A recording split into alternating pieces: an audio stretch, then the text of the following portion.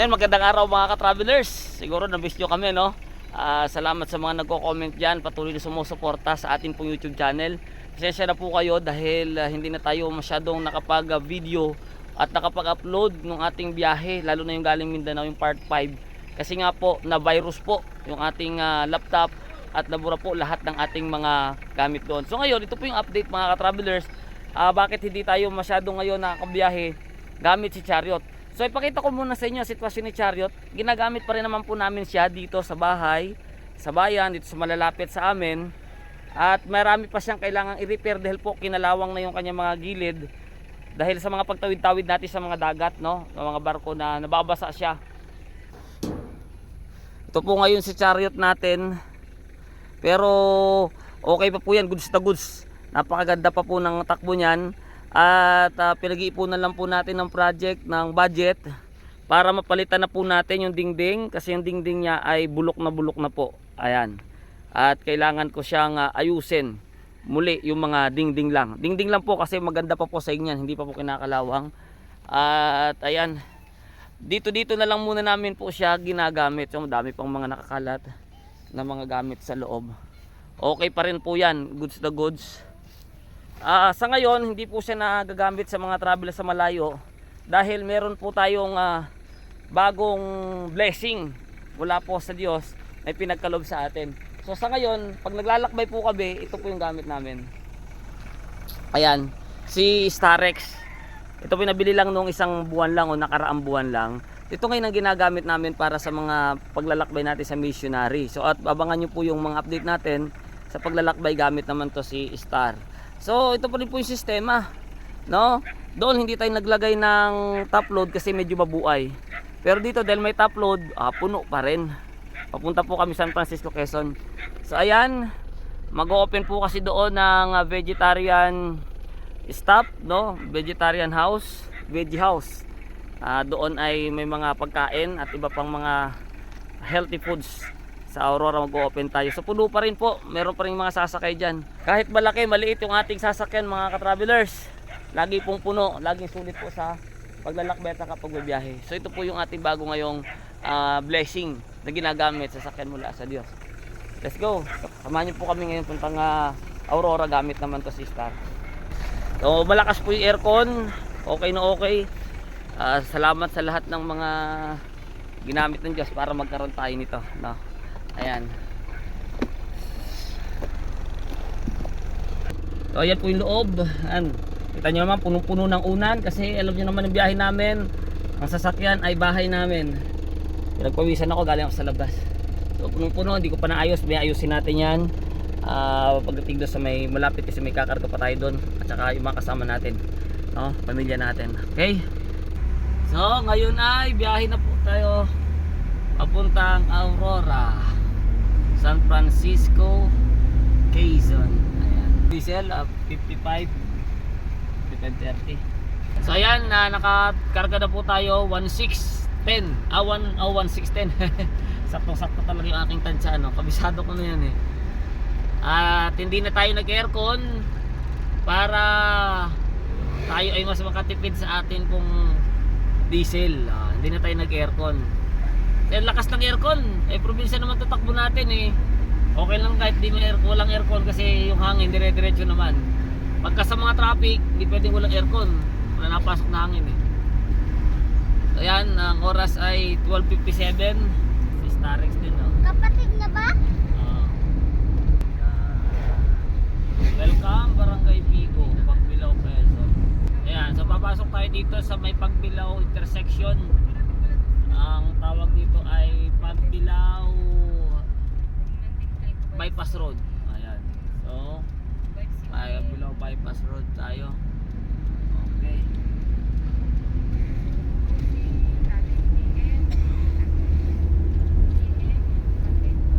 Kita nyo, bago pa lang dinadaanan, sira na yung Bypass Road.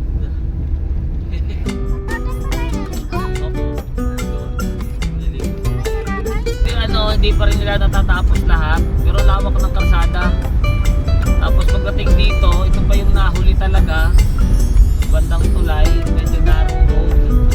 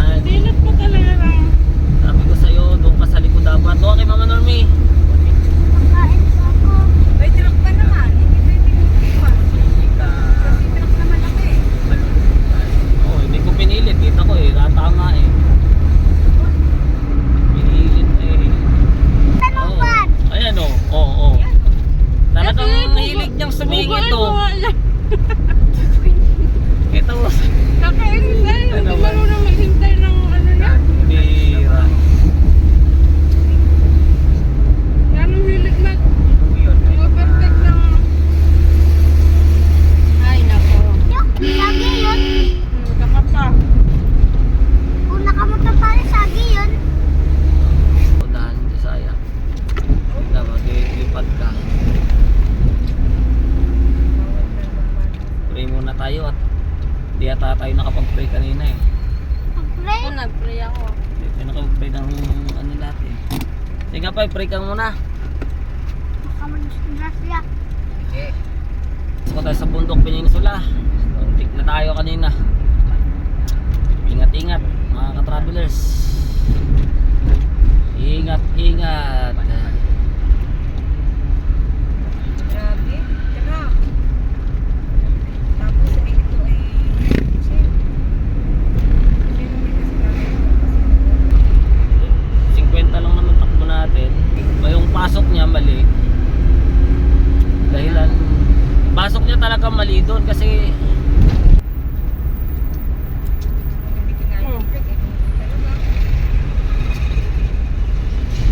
bagal naman yung takbo natin. Dahan lang naman.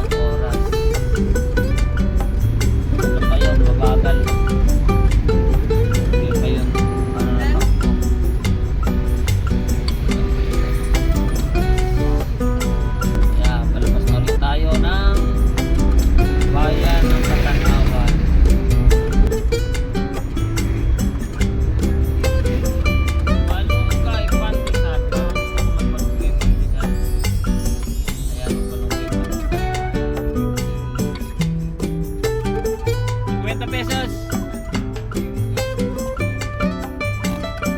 Ah, 50 pesos. Ah, ay, taglima. Oo. Oh, di ba? May choices. 407.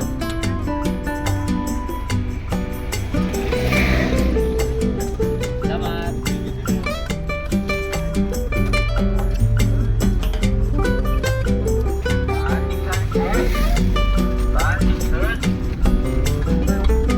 Hindi ka malutong yung pagkakas niya. Sarap. Mula na eh.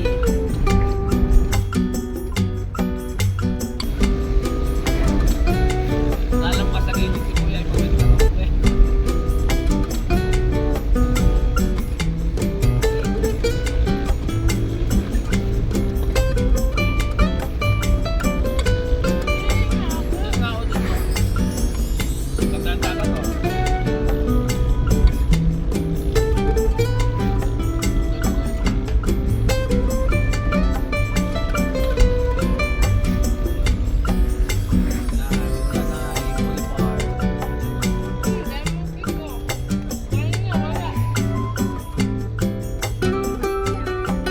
So nasa mula na yun na tayo, konti pa lang nababawas na sa ating full tank.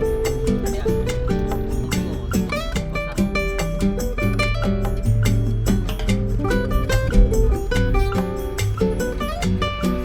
Mga ka-travelers, nandito na po kami sa San Francisco, Quezon. Kaming init kasi nagbaba pa kami ng mga karga natin sa bubong kanina. Saka yun doon. So tinakbo lang natin ng mahigit 4 na oras papunta dito, no? Sa San Francisco. At ayan, pwes na pwes pa ako dahil sobrang init nung pagbaba natin, mga banas. Nagpupultang na tayo dito ngayon. Ang gasolina nila dito, ang diesel ay 62. Ayan, 62 per liter. Ang diferensya ay nasa 7 pesos ang diferensya doon sa presyo sa Tayabas at saka dito. Pinultang uli natin, pultang natin ng Matic Pool. Yan yung nabawas natin. Nadagdagan na yan ng konti. Konting-konti po lang nadagdag dyan. Malaman natin kung ilan yan. Medyo mahal ang diesel nila dito. 19 liters. O di mas matipid pa rin kasi nung nakaraan naka 27 ano tayo. Okay, okay na yan.